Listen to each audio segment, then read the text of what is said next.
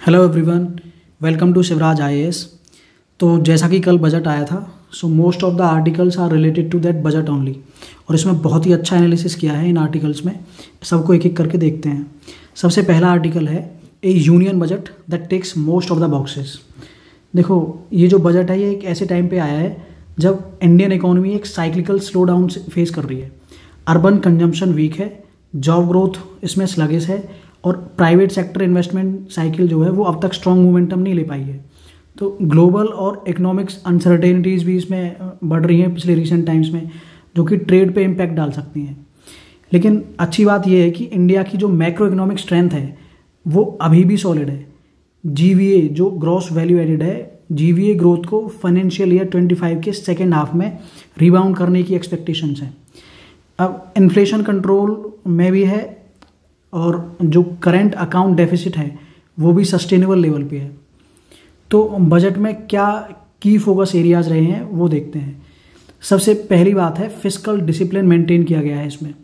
Fiscal deficit target जो financial year 25 के लिए 5.1% से रिड्यूस करके उसको 4.8% किया गया है और फाइनेंशियल ईयर 26 तक ये 4.4% तक लाने का प्लान है। इसका मतलब ये है कि गवर्नमेंट अपनी स्पेंडिंग केयरफुली प्लान कर रही है ताकि इन्फ्लेशन प्रेशर ना बढ़े और सोवरेन रिस्क स्टेबल रहे। अब दूसरी जो इम्पोर्टेंट बात है वो है रेवेन्यू डेफिसिट कंट्रोल करने की। फिस्कल कंसोलिडेशन के अंदर रेवेन्यू डेफिसिट 1.9% और 1.5% ऑफ जीडीपी पर मेंटेन किया गया है इसमें, जो कि प्री कोविड लेवल से भी बेहतर है। अब ये टैक्स कलेक्शन और बेटर फिस्कल मैनेजमेंट का रिजल्ट है। अब इसमें एक और हाईलाइट है, वो है कैपिटल एक्सपेंडिचर ग्रोथ।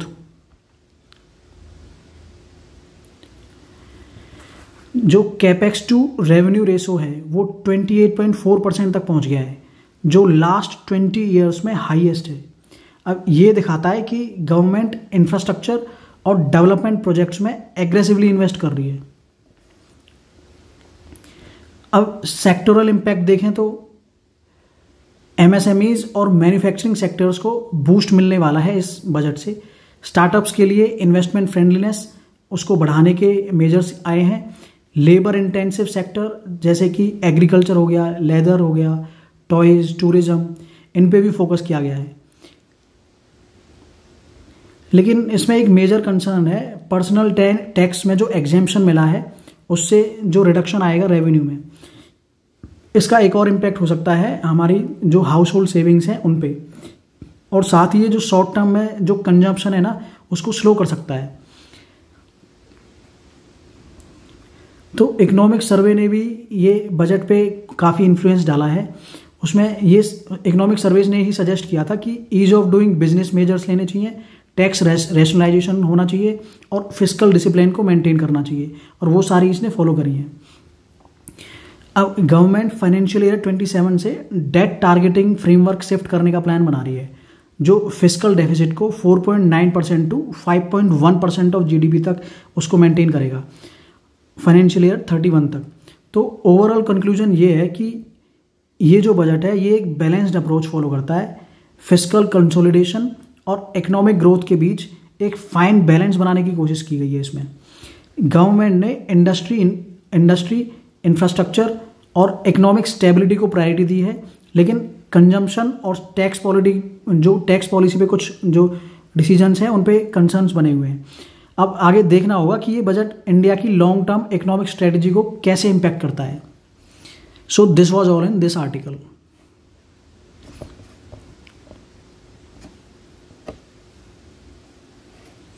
देखो, इस आर्टिकल में बात हुई है सेंट्रल गवर्नमेंट के एसेट मोनेटाइजेशन प्लान के बारे में।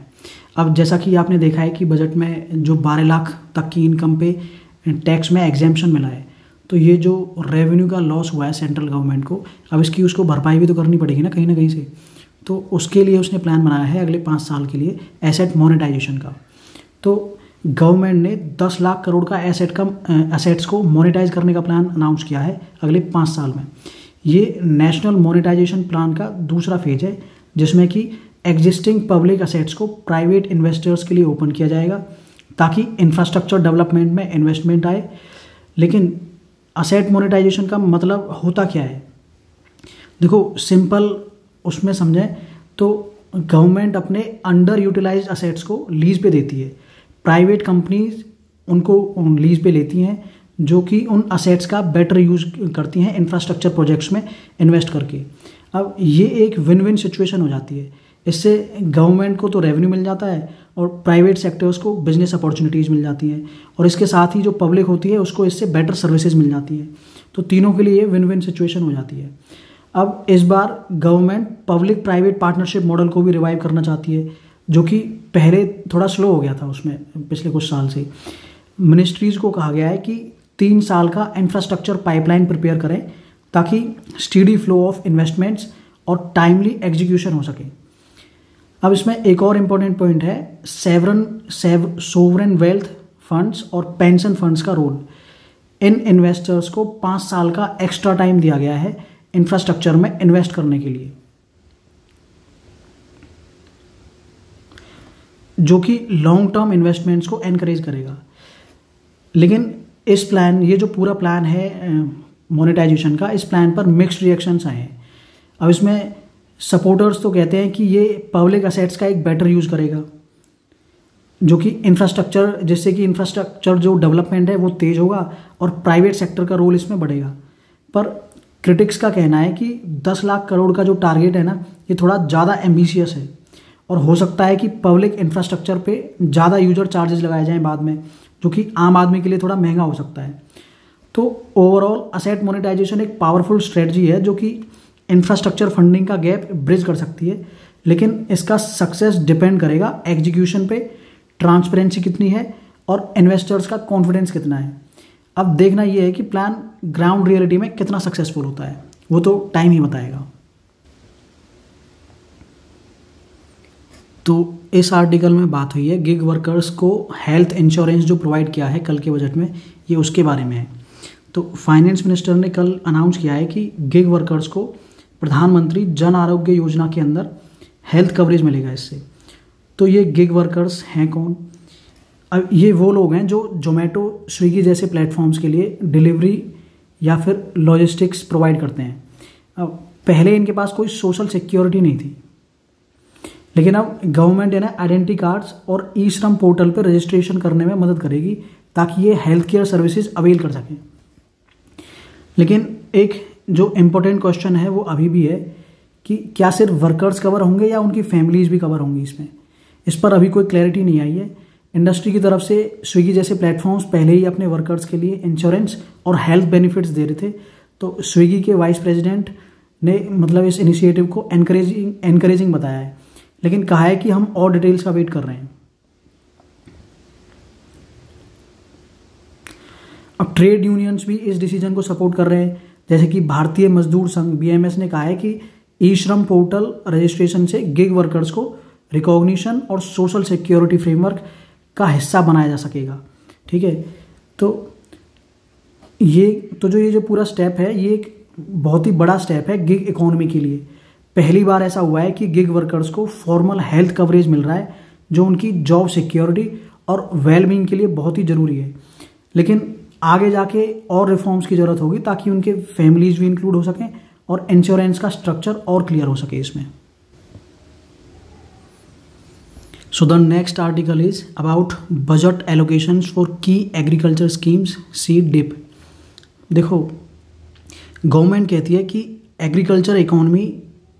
एग्रीकल्चर जो है वो इकोनॉमी का फर्स्ट इंजन है, लेकिन इस बजट में कुछ इंपॉर्टेंट स्कीम्स के फंड्स कम कर दिए गए हैं जो फार्मर्स के लिए टेंशन का सबब बन सकते हैं आगे आने वाले टाइम में। अब सबसे पहले बात करें टोटल एलोकेशन की, तो 1.27 लाख करोड़ का बजट एग्रीकल्चर और फार्मर्स वेलफेयर के लिए रखा गया है, जो कि 3900 करोड़ कम है पिछले साल के कंपैरिजन में। अब सबसे इम्पोर्टेंट स्कीम जो है वो है प्रधानमंत्री फसल बीमा योजना। उसमें भी जो है कट देखने को मिला है, तो इसमें भी लगभग 3600 करोड़ की कट की गई है। मतलब लास्ट ईयर जो 15,000 करोड़ के आसपास मिल रहे थे वो अब सिर्फ 12,000 करोड़ तक ही मिलेंगे।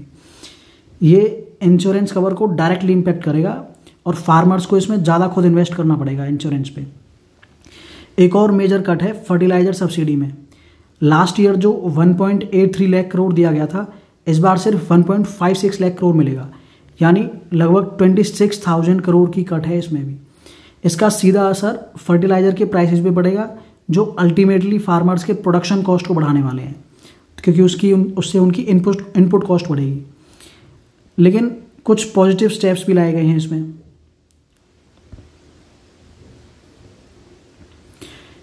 जैसे कि किसान क्रेडिट कार्ड लोन लिमिट जो थी वो 3 लाख से बढ़कर 5 लाख कर दी गई है, जो कि लगभग 7.7 करोड़ फार्मर्स, फिशरमैन और डेयरी फार्मर्स को इससे बेनिफिट मिलेगा।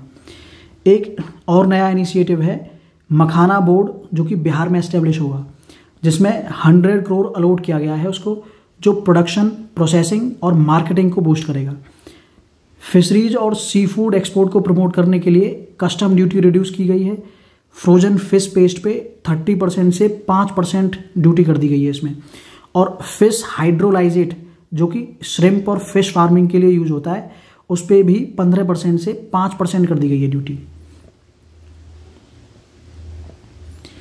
पल्सेज में उसको सेल्फ रिलायंस बढ़ाने की कोशिश की गई है। और लेकिन जो ये सब इनिशिएटिव्स हैं, इन कट्स को देखते हुए जो ये कट्स लिए गए हैं, जो फार्मर्स ऑर्गेनाइजेशंस हैं वो इससे थोड़े नाराज़ हैं। जो संयुक्त किसान मोर्चा है उसने प्रोटेस्ट करने की बात की है, क्योंकि उनका कहना है कि एमएसपी की लीगल गारंटी और लोन वेवर स्कीम जो है वो बजट में इंक्लूड नहीं की गई है। तो कंक्लूजन ये है कि सरकार ने कुछ नए इनिशिएटिव्स अनाउंस किए हैं, लेकिन क्रॉप इंश्योरेंस और फर्टिलाइजर सब्सिडी के बजट कट से फार्मर्स की फाइनेंशियल सिक्योरिटी को इससे नुकसान हो सकता है। तो गवर्नमेंट को चाहिए कि वो फार्मर्स की कंसर्न्स को ध्यान दे और आगे की जो पॉलिसीज हैं वो उसी हिसाब से बनाए, जिससे कि वो उनको बेनिफिट कर सके। सो the next article is reactor plan not enriched with funds. देखो, फाइनेंस मिनिस्टर ने 20,000 करोड़ का एलोकेशन अनाउंस किया है स्मॉल मॉड्यूलर रिएक्टर्स डेवलप करने के लिए। प्लान ये है कि 2023 तक 5 रिएक्टर्स ऑपरेशनल हो जाएं। लेकिन जब हम बजट डॉक्यूमेंट्स को ध्यान से देखते हैं तो एक बड़ी दिक्कत सामने आती है उसमें कि इसके लिए कोई फाइनेंशियल कमिटमेंट नहीं दी गई है। ये 2033 है, सॉरी।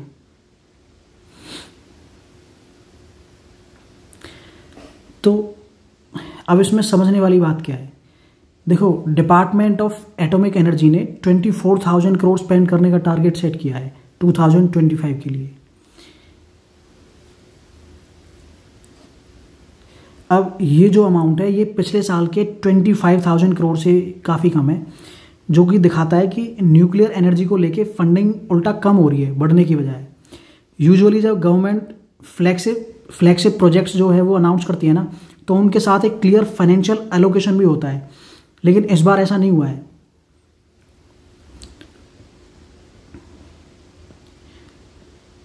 अब एक और नया अप्रोच ये है कि गवर्नमेंट न्यूक्लियर एनर्जी में प्राइवेट सेक्टर को भी इन्वॉल्व कर रही है। तो फाइनेंस मिनिस्टर ने अनाउंस किया है कि भारत स्मॉल रिएक्टर और स्मॉल मॉड्यूलर रिएक्टर्स, इनको प्राइवेट कंपनीज ऑपरेट करेंगी। इसका मतलब ये है कि पहली बार इंडिया में nuclear power projects private companies के कंट्रोल में आएंगे। लेकिन इसके साथ एक बड़ा पॉलिसी चेंज भी आएगा। एटॉमिक एनर्जी एक्ट और civil liability for nuclear damage act, इनमें अमेंडमेंट्स की बात हो रही है इससे। ये स्टेप्स इसलिए ज़रूरी हैं क्योंकि गवर्नमेंट का एम है 2047 तक 100 गीगावाट न्यूक्लियर एनर्जी प्रोड्यूस करना।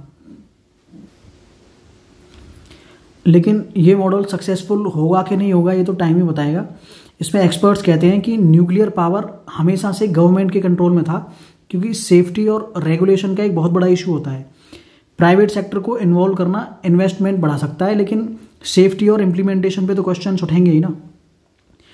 तो ओवरऑल बात यह है कि बजट में बड़े बड़े अनाउंसमेंट्स तो हैं, लेकिन उसके लिए क्लियर फाइनेंशियल रोड मैप नहीं है, खासतौर पे न्यूक्लियर एनर्जी के बारे में। अगर गवर्नमेंट प्राइवेट सेक्टर पे डिपेंड कर रही है तो उसका रेगुलेटरी फ्रेमवर्क भी तो स्ट्रांग होना चाहिए, नहीं तो फिर 2047 का जो टारगेट है इसका, वो गोल सिर्फ एक मतलब ड्रीम बन के रह जाएगा, वो उसको अचीव करना मुश्किल होगा without this. So the next article is government to remove FDI cap for insurers. देखो, यूनियन बजट का एक इम्पोर्टेंट रिफॉर्म है। फाइनेंस मिनिस्टर ने अनाउंस किया है कि इंश्योरेंस सेक्टर इंश्योरेंस सेक्टर में एफडीआई का जो लिमिट है वो 74% से बढ़ाकर 100% किया जाएगा। मतलब फॉरेन कंपनीज पूरा इन्वेस्टमेंट ला सकती हैं, लेकिन उसमें एक शर्त है, ये पूरा प्रीमियम जो कलेक्ट करेंगी वो इंडिया में ही इन्वेस्ट करना होगा इनको। अब ये जो रिफॉर्म है ये insurance for all by 2047 mission का एक टारगेट का एक हिस्सा है, जिसका मेन एम है ज़्यादा लोगों को रिस्क प्रोटेक्शन प्रोवाइड करना। लेकिन इसका इम्पैक्ट क्या होगा? देखो, सबसे पहले इससे फॉरेन इन्वेस्टमेंट बढ़ेगा, जिसका मतलब है ग्लोबल इंश्योरेंस कंपनीज इंडिया में नए प्रोडक्ट्स और बेटर सर्विसेज लेकर आएंगी। इससे कंपटीशन बढ़ेगा, पॉलिसीज और प्रीमियम्स और भी ज़्यादा ट्रांसपेरेंट होंगे और क्लेम प्रोसीडिंग्स भी फास्ट हो सकती हैं इससे, ठीक है। पर इसमें एक दिक्कत है, इसमें कुछ चैलेंजेस हैं। जो ज़्यादा फॉरेन कंट्रोल आने से इंडियन मार्केट पे उनका ज़्यादा डोमिनेंस भी हो सकता है, ठीक है, जो डाटा सिक्योरिटी और फाइनेंशियल सोवरेनिटी के लिए एक रिस्क क्रिएट कर सकता है। अब इसमें एक और इम्पोर्टेंट चेंज है, इंश्योरेंस कमीशन पर टैक्स डिडक्शन 15,000 से बढ़कर 20,000 कर दिया गया है इसमें, और कमीशन पर टैक्स रेट भी 5% से बढ़ा के 6% हो गया है। मतलब इंश्योरेंस एजेंट्स और कंपनीज को इसमें टैक्स अब ज़्यादा देना पड़ेगा। लेकिन सबसे बड़ा सवाल है, क्या इससे आम लोगों को सस्ती और बेहतर इंश्योरेंस मिल सकेगी? गवर्नमेंट का कहना है कि ज़्यादा इन्वेस्टमेंट से इंश्योरेंस ज़्यादा एक्सेसिबल होगा, पर एक्सपर्ट्स मानते हैं कि प्रीमियम्स कम होंगे या नहीं ये अभी क्लियर नहीं हो सकता, ये तो बाद में ही पता चलेगा। तो ये जो रिफॉर्म है ये एक डबल एज्ड स्वॉर्ड है। एक तरफ इन्वेस्टमेंट और इनोवेशन बढ़ेगा, दूसरी तरफ फॉरेन कंपनीज का इन्फ्लुएंस भी इससे बढ़ सकता है। अब देखना ये होगा कि क्या ये रिफॉर्म भी रेगुलेशंस के साथ आगे बढ़ता है या फिर ऐसे ही चलता रहेगा। So the next article is government slashes multiple custom duties. देखो, ये जो रिफॉर्म है ना, ये इंडिया के डोमेस्टिक मैन्युफैक्चरिंग, एक्सपोर्ट्स और ट्रेड को बूस्ट करने के लिए किया गया है ये। अब फाइनेंस मिनिस्टर ने अनाउंस किया है कि इंडस्ट्रियल गुड्स पे जो टैरिफ रेट थे ना, उनको रिड्यूस किया जाएगा।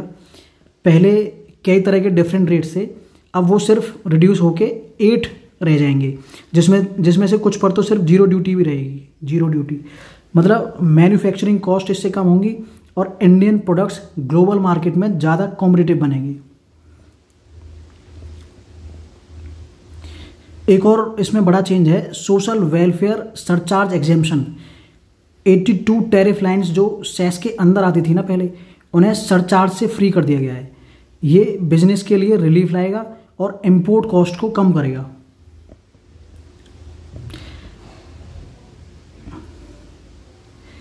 अब इसके अलावा गवर्नमेंट ने वॉलेंट्री कंप्लायंस स्कीम भी लॉन्च की है। मतलब अगर कोई इंपोर्टर या एक्सपोर्टर किसी भी ड्यूटी वायलेशन को वॉलेंटरीली डिक्लेयर कर दे तो वो पेनल्टी नहीं लगेगी फिर उस पर। लेकिन जिन केसेस में ऑडिट या इन्वेस्टिगेशन चल रहा है वहाँ ये रूल अप्लाई नहीं होगा।